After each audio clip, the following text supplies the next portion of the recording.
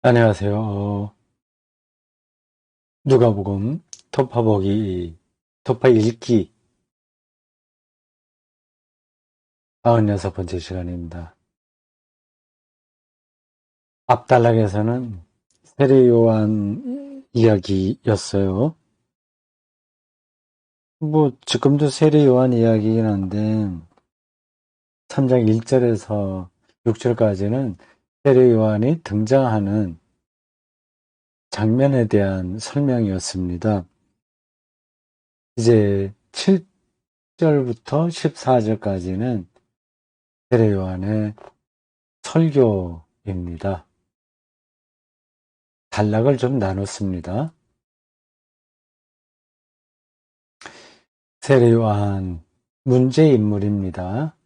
걸출한 영웅, 선지자, 마지막 선지자. 불꽃처럼 살다가 불꽃처럼 떠난 인물, 예수의 앞길을 미리 닦아놓은 자, 기독교의 세례 의식에 초석을 놓은 자 등등등등 말할 수 있습니다. 세례 요한과 예수님과의 관계는 우리가 생각하는 것보다 훨씬 이렇게 밀착 됐다고 볼 수 있습니다.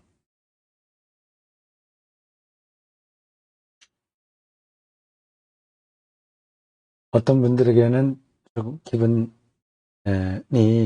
좋게 들리지 않을지 모르나 예수님은 세례 요한의 영향을 받아서 출가하여 하나님 나라를 선포했다고 말해도 됩니다.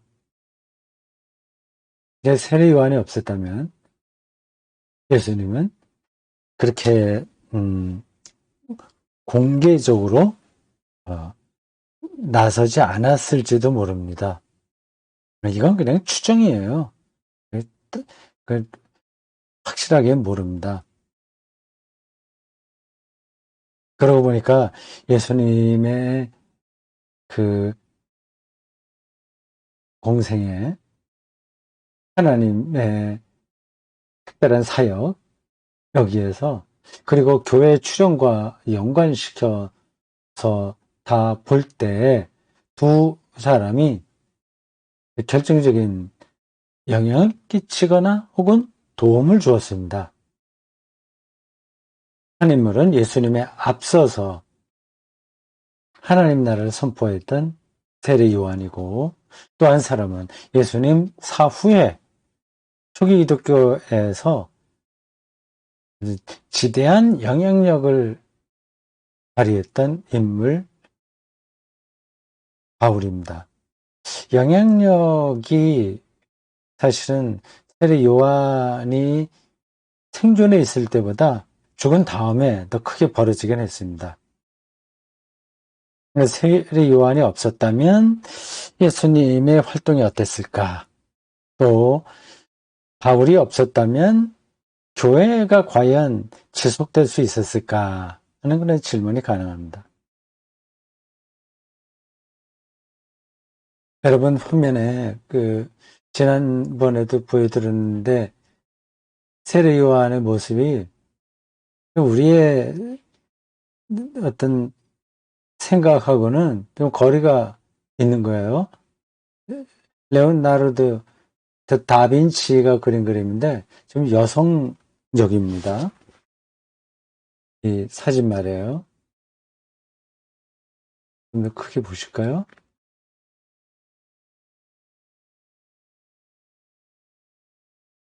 세례 요한은 좀 거칠잖아요. 낙타 털옷을 입고 척척 먹고 노숙자처럼 거의 살았는데 수염도 좀 나야 되고요. 야인과 같은 풍모여야 되지 않습니까? 여기는 대단히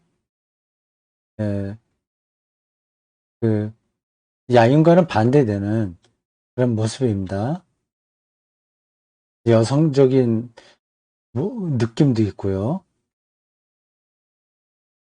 네. 다빈치가 왜 이렇게 그렸는지 모르겠습니다. 다들 의미가 있겠죠. 오는 다시 제자리로 돌아가고요. 그림 하나 더 보여드리겠습니다. 그 그림은 나중에 세례 요한이 헤롯에 의해서 참수형을 당하는 장면에서 보여드려야 되는데, 오늘 생각이 나서 저 다빈치 그림과 좀 대비해서 보시라는 뜻으로 보여드립니다.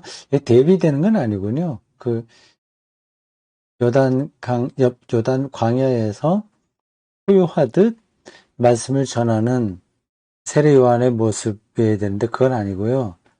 죽는 장면입니다. 여기에요. 카라바치오의 그림. 이것도 아주 유명한 그림입니다. 이 죽는 장면이죠. 카라바치오. 1573년에서 1610년. 그 당시에는 이탈리아 로마가 그 최고 정점의 나라였죠.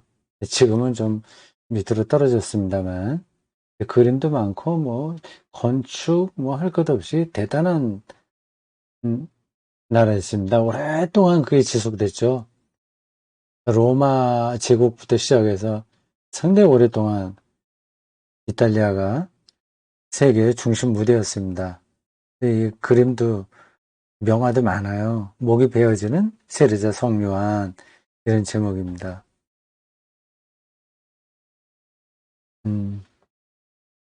저 창문 안에서 누가 이제 바라보고 있어요. 누굴까요? 여자들도 있네요. 현실감은 안 나는데 이렇게 백정이 아니면 군인이 행 사람을 칼로 잘라 목을 잘라 버리는데 어떤 그림에는 이 피 절절 흐르는 머리만 들고 오는 그림도 있습니다. 저런 자리에 여자들이 있다는 건 좀 이해가 안 되는데 근데 그런 그림이 있습니다. 이건 이제 접어둬야 되겠네요. 들어가면 되겠습니다. 이게 완전히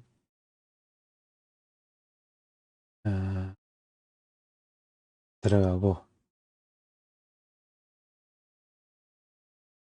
본문을 보겠습니다. 3장 7절입니다.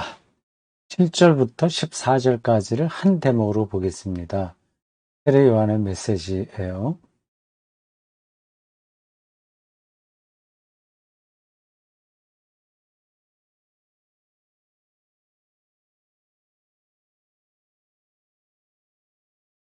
요한이 세례 받으러 나오는 무리에게 이르되 독사의 자식들아 참 거칠게 말하는군요. 독사의 자식들아 누가 너희에게 일러 장차 올 진노를 피하라 하더냐.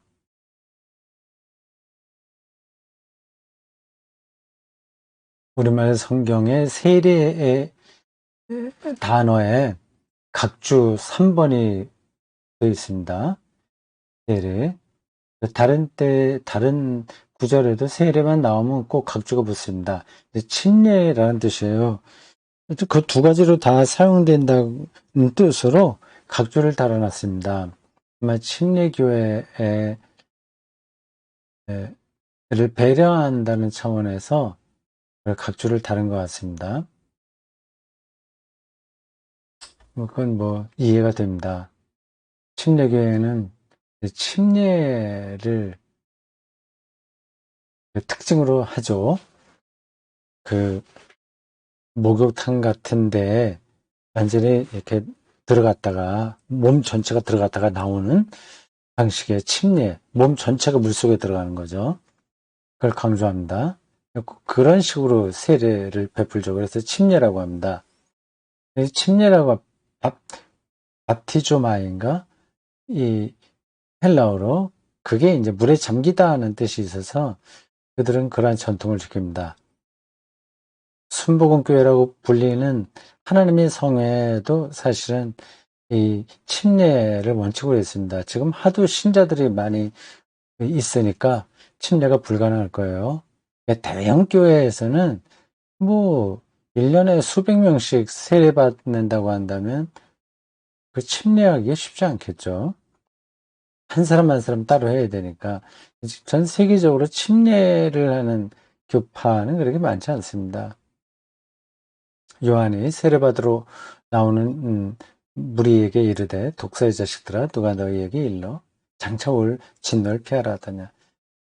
이렇게 세례받으러 나온다는 것은 자기가 회개한다는 거니까 회개하면 심판을 피하는 거 아니겠어요?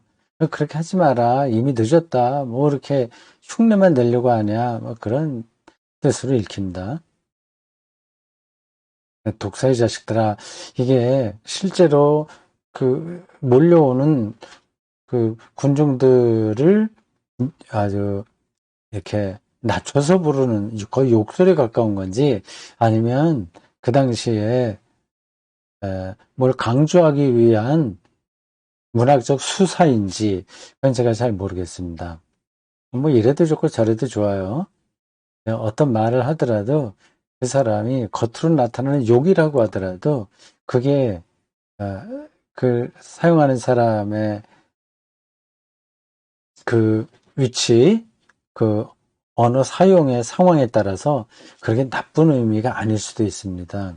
이 말이라고 하는 게 그런 것 같아요. 그 상황과 그 사람의 상태에 따라서 다른 의미가 됩니다. 이 나쁜 놈들 이렇게 하더라도 이게 좋은 뜻으로도 그렇게 말할 수 있거든요. 근데 어떤 때는 그게 정말 모멸적인 표현이 될 수도 있고요. 음. 자, 96강 여기까지입니다. 보통 10분씩 하니까 여기 마치겠습니다.